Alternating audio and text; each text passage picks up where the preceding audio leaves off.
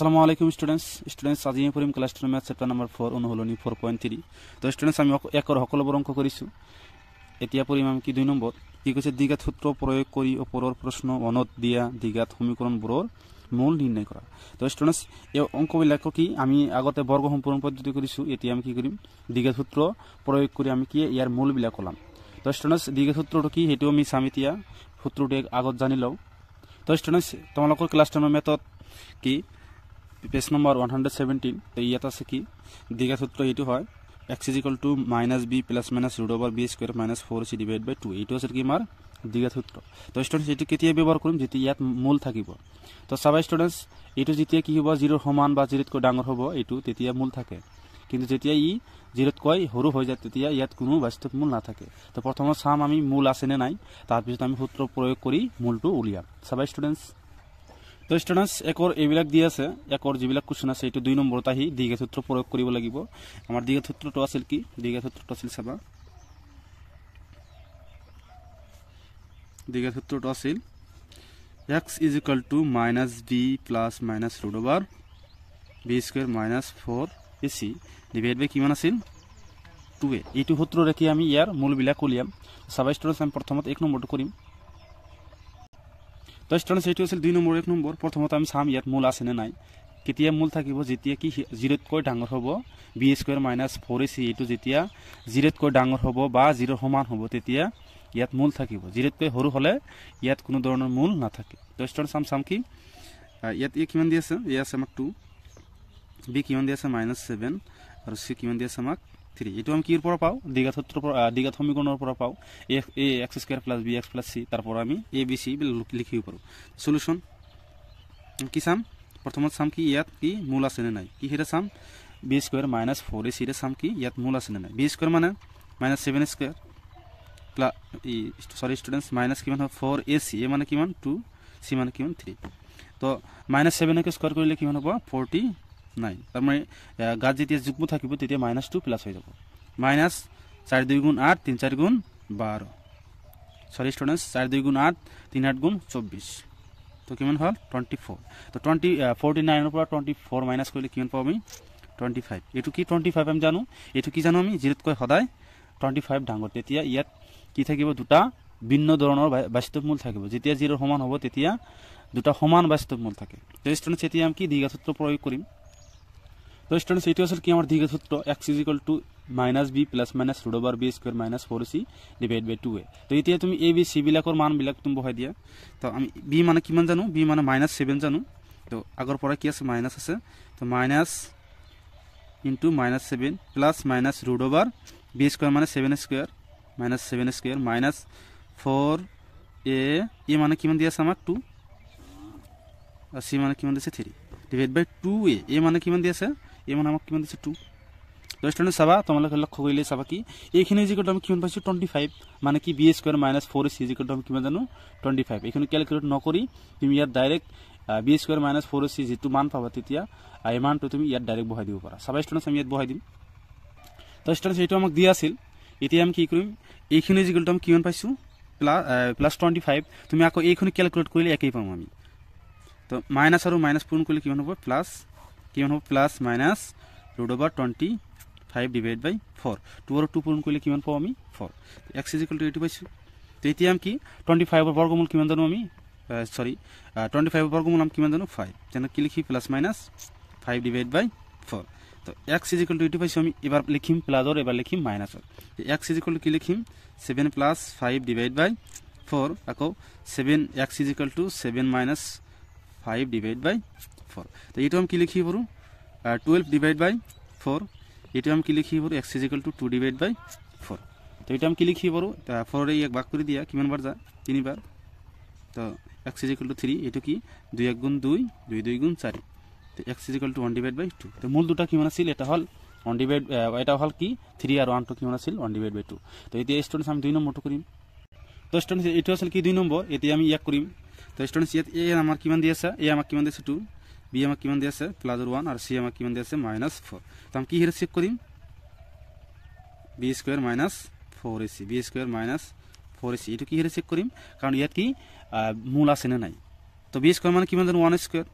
minus 4a মানে কিমান 2 b মানে কি c মানে কিমান দিছে মাইনাস 4 তো অনেক স্কয়ার কইলে 1 মাইনাস আর মাইনাস পূরণ করলে কিমান হবে প্লাস কিমান 4 2 গুণ 8 4 8 গুণ 32 তো 32 আর 1 যোগ করলে কিমান পাবো আমি 33 এটু কি জিরোত করে ডাঙর তেনহলে ইয়ার দুটা ভিন্ন ধরনের বাস্তব মূল আছে তেনহলে আমি কি করি আর দিকের সূত্র ব্যবহার করি দিকের সূত্রটি কি আছে x = minus b plus minus root over b square minus 4ac divide by 2a তো কি b এর মান কিমান দিয়েছে 1 তেনহলে কি হবে minus 1 plus minus root over b square মানে কি 1 স্কয়ার মাইনাস 4 a মানে কিমান দিয়েছে 2 c মানে কিমান দিয়েছে 4 ডিভাইড বাই 2 মানে কিমান 2 a মানে কিমান দিয়েছে 2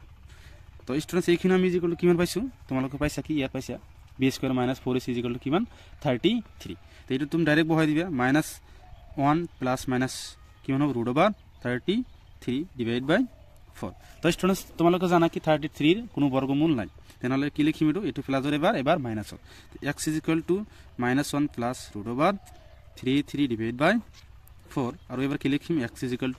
-1 minus root over 33 divide by 4 এটি আছে आंसर এটা কি হবে প্লাসর এটা মাইনাস এটি আমি কি 3 নম্বরটা করিম স্টুডেন্টস তো স্টুডেন্টস এটি আসলে কি 3 নম্বর তো ইয়াক আমি কি সলভ করিম a কিমান আছে 4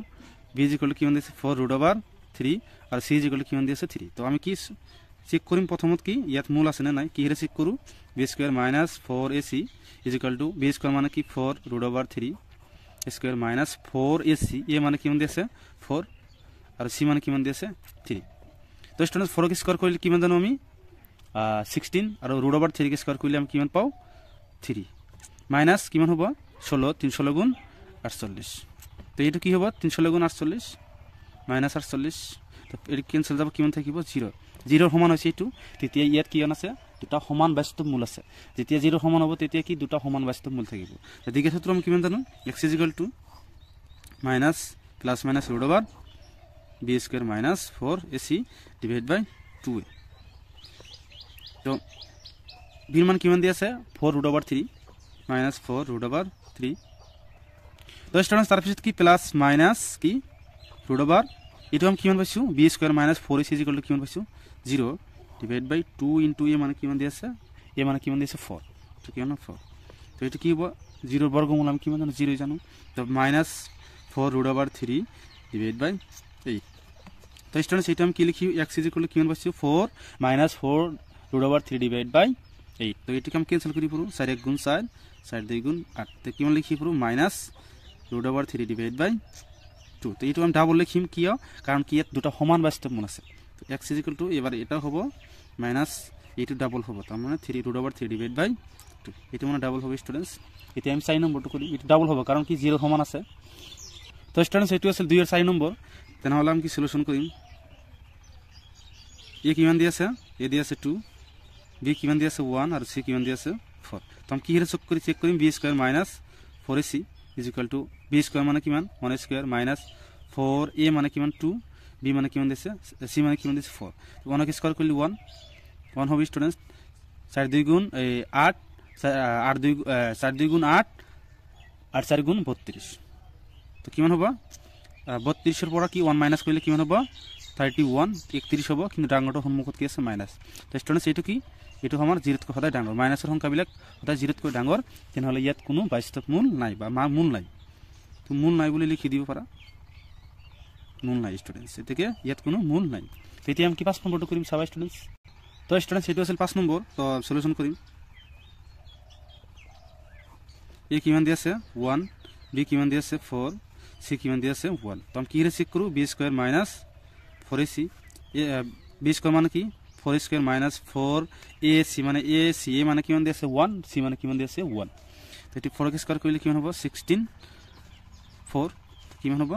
12 এটো কি 0 কৈ ডাঙৰ তেনহলে ইয়াত কি দুটা ভিন্ন ধৰণৰ বাস্তব মূল আছে তে আমি দিগা ক্ষেত্র ব্যবহার করিম x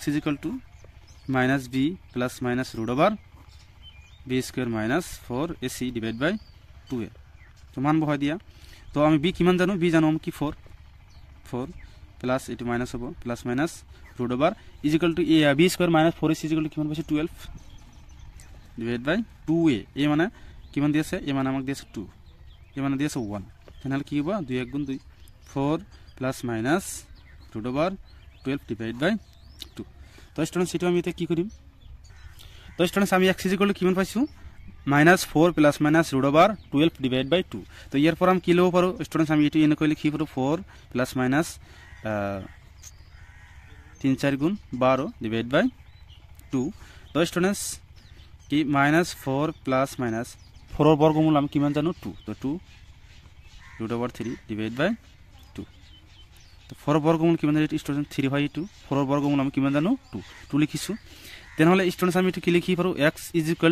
এর পর আমি 2 কমন লব পারিম স্টুডেন্টস 2 কমন ললে কি থাকে কিমান থাকে -2 প্লাস মাইনাস √3 ডিভাইড বাই 2 তো এই 2 আর এই 2 কি হবে ক্যান্সেল দেন হলে আমার কিমান থাকিব x -2 প্লাস মাইনাস √3 তো এইটো আমি কি প্লাস লিখিম এবার মাইনাস লিখিম x কিমান হবে -2 প্লাস √3 আর আনটো কিমান হবে x -2 মাইনাস √3 এটাই আছে आंसर এটা কি প্লাস আর এটা মাইনাস আর এটা আছে आंसर এটি আমি কি 6 নম্বরটা সাম স্টুডেন্টস তো স্টুডেন্টস এটা হচ্ছে 6 নম্বর তো সলিউশন করি a কিমান দিয়েছে 4 b আমার কিমান দিয়েছে 1 আর c কিমান দিয়েছে -3 তো আমি কি হিসাব করি b square -4ac b square মানে 1 স্কয়ার -4ac এ মানে কিমান দিয়েছে 4 আর c মানে কিমান দিয়েছে -3 তো 1 স্কয়ার কইলে 1 মাইনাস আর মাইনাস পূরণ কইলে কিমান হবে প্লাস 4 4 গুণ 16 3 16 48 তাহলে কিমান হবে 49 তো কিমান পাইছি আমি 49 এটু কি অ্যাবসলিউটলি 0 কই ডাঙর দেন হলাম কি দ্বিঘাত সূত্র ব্যবহার করি মিতিয়া plus minus b plus minus √, b square minus 4ac divide by 2a তো b তো কিমান দিয়েছে মাইনাস b তো আমাকে দিয়েছে 1 তাহলে -1 প্লাস মাইনাস √, এটো আমি কিমান পাইছি 49 বহাই দিয়া 2a a মানে কিমান দিয়েছে 4 তাহলে কি হবে -b প্লাস মাইনাস 49 এর বর্গমূল কিমান জানো আমি 7 প্লাস মাইনাস 7 ডিভাইড বাই 8 তো x কিমান পাইছি 2 এটা এটি আমি প্লাস লিখিম এবার মাইনাস তো x মাইনাস কি -1 প্লাস 7 ডিভাইড বাই 8 আর 1 তো কিমান হবে x -1 -6 7 ডিভাইড বাই 8 তো স্টুডেন্টস এটি কিমান লিখি পাবো আমি 6 ডিভাইড বাই 8 মানে 3 2 গুণ 6 4 2 গুণ 8 তাহলে x কিমান হবে 3 ডিভাইড বাই 4 আর এটা কিমান হবে মাইনাস আর মাইনাস যোগ করলে মাইনাস 7 আর 1 যোগ করলে 8 ডিভাইড বাই 8 1 আর 1 ক্যান্সেল দাও তাহলে কিমান পাবো x -1 তো এটা হবে কি 3 ডিভাইড বাই 4 আর 2 কিমান হবে -1 এলাকে করিব লগা আছে স্টুডেন্টস থ্যাংক ইউ স্টুডেন্টস